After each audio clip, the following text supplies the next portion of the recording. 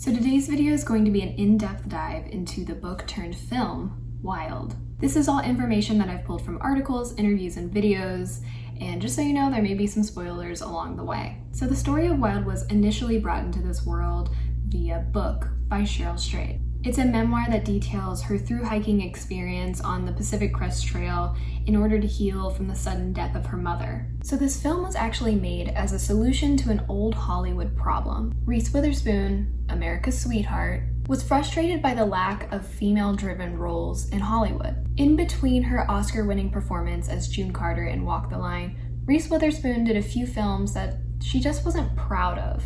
She even went to go so far as going to every studio in Hollywood with her agent and shopping around for roles for women in their 30s.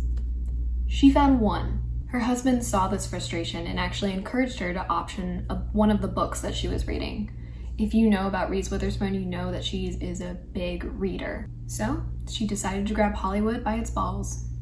She partnered with producer Bruna Papandrea, and they started a production company called Pacific Standard Films, with a mission to take on only female-led stories with complex characters. At first, no one thought they would be successful because somebody spread a rumor in Hollywood that female-led films don't make any money.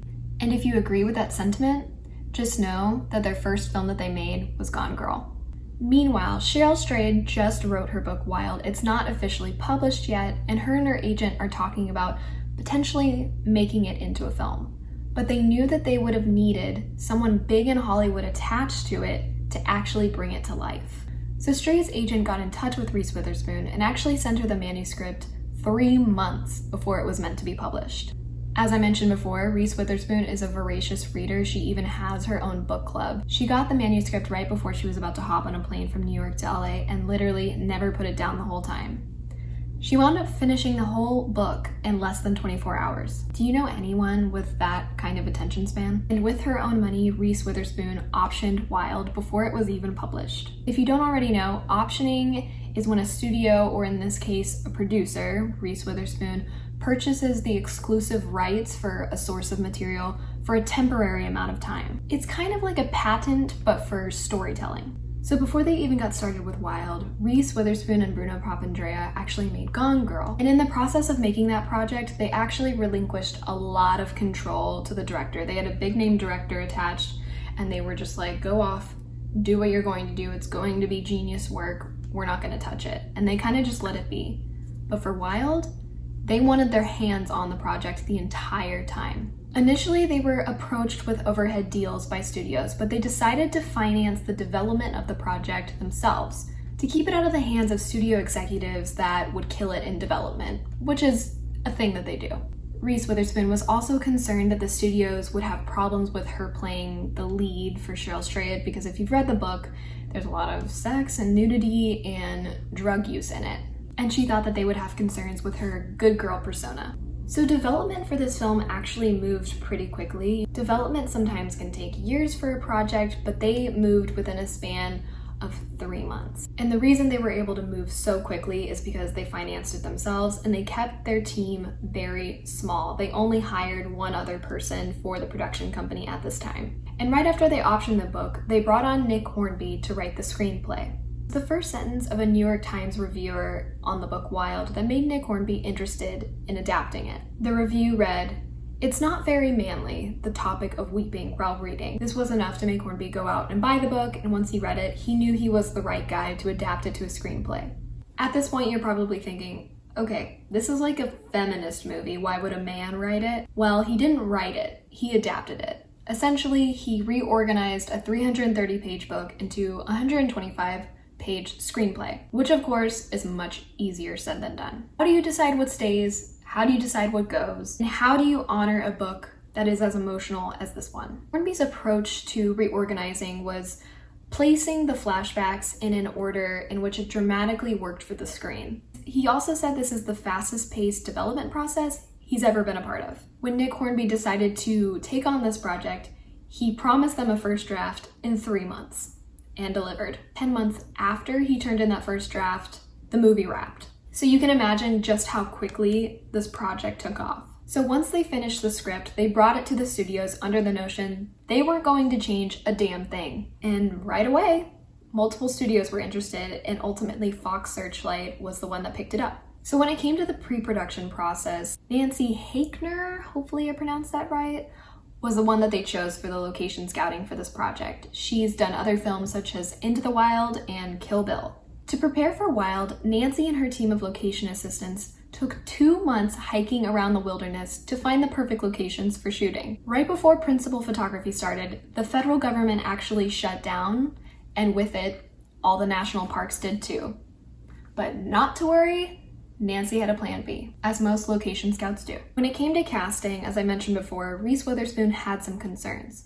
She wanted to break out of her boundary as this good girl persona in Hollywood and expand her horizons as an actor. But she was also really nervous, and she even saw a hypnotist to prepare for this role. Another fun note about the casting of this movie is the young Cheryl Strayed in the movie is the real-life Cheryl Strayed's daughter.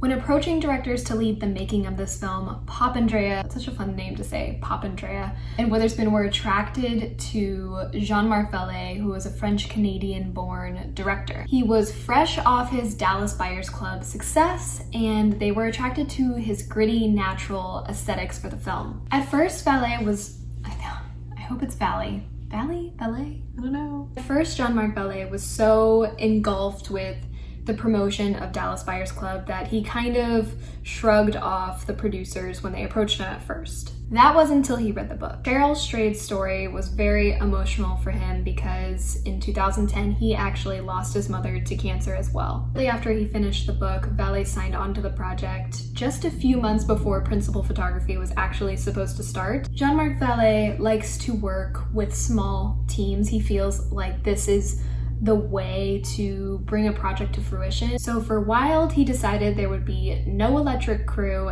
and no grip crew. Jean-Marc Vallee is a very unique director. He loves to use a stripped down shooting style and improv with movement quite often. Going into this film, he also knew that the other main character besides Reese Witherspoon would be the Wild.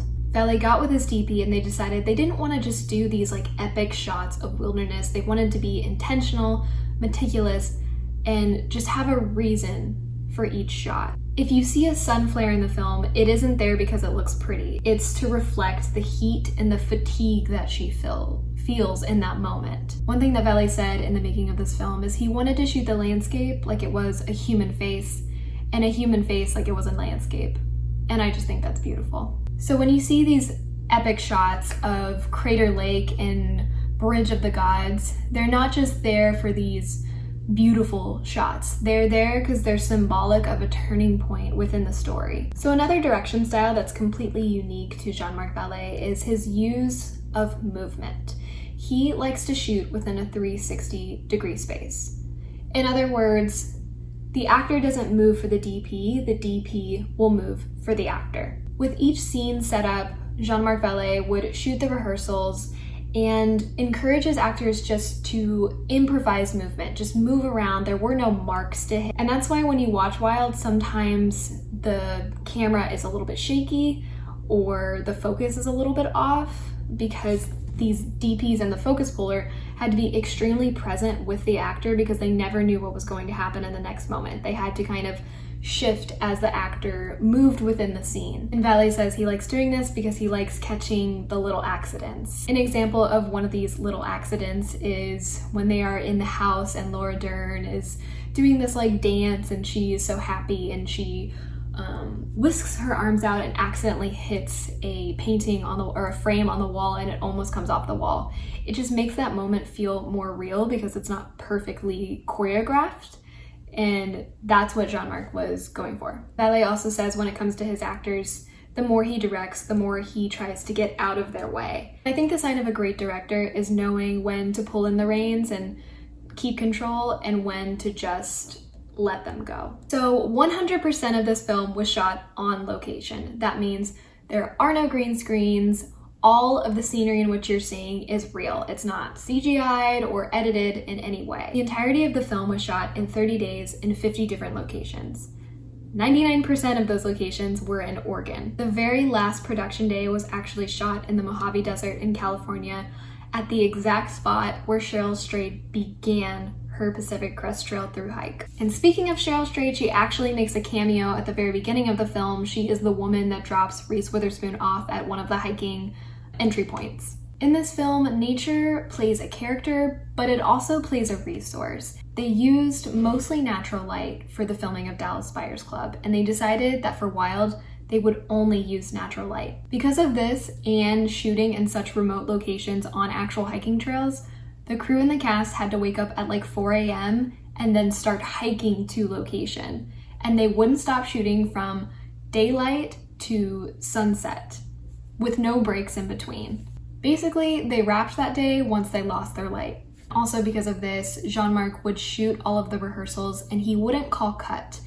They would slate once for a scene and then they would just keep going. They would reset and shoot all the angles in one go, which is not usually how you do it in a movie. Usually you'll do one angle and you'll do that a couple of times, cut for every single scene, and then you'll shoot it from a different angle, call it something different.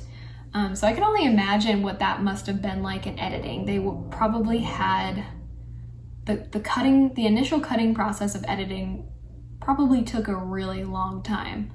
And because of these long takes, they decided to shoot digitally because with film stock, you can only shoot for about 10 minutes at a time. Sometimes with the scenes, they would roll for over an hour. One device that Vallee uses really well is the use of flashbacks within the story. Sometimes they're long drawn out scenes and other times they're just images that are there for a moment and then they disappear.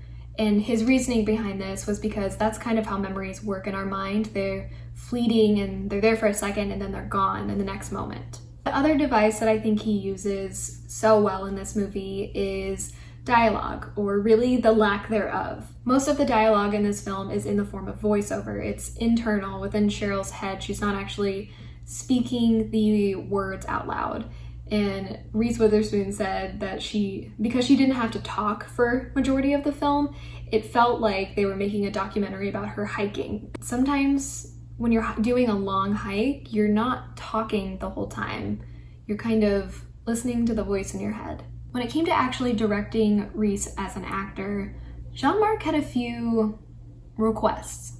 One of which is Jean-Marc Vallee did not want Reese Witherspoon looking into a mirror the entirety of filming. He even went so far as to cover the mirrors in her trailer. Vallee also didn't want Reese Witherspoon handling any of the props until they were just about to shoot.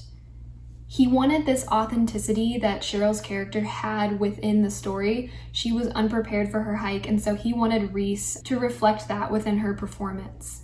So the scene where Reese Witherspoon is putting together that tent, it's really Reese Witherspoon putting together that tent, and they shot that with no cuts for 40 minutes. But by far, the biggest request that Vallee made to Reese Witherspoon was that he said she should not wear any makeup at all, completely barefaced. In interviews, Reese Witherspoon said that she thought maybe this meant she could wear like a little bit of mascara on her eyes, but he meant nothing at all. And I think this is so rare that you see female characters portrayed in that way. You often see women in film or female characters like going to bed with a full-on face of makeup, and you're just like, wow. I think it's really powerful to see a woman in her truest form, especially for a story like this. The filming of Wild was physically demanding for everyone, but especially Reese Witherspoon. She was wearing a 65-pound backpack and carrying it up and down hills, and she would have to do that like 9 or 10 times in a row. At the start of filming, the backpack was actually filled with newspaper, but Vallee called cut in the middle of a scene, which as we know now is very unusual, and he asked Reese Witherspoon, he was like, "What's in the backpack?"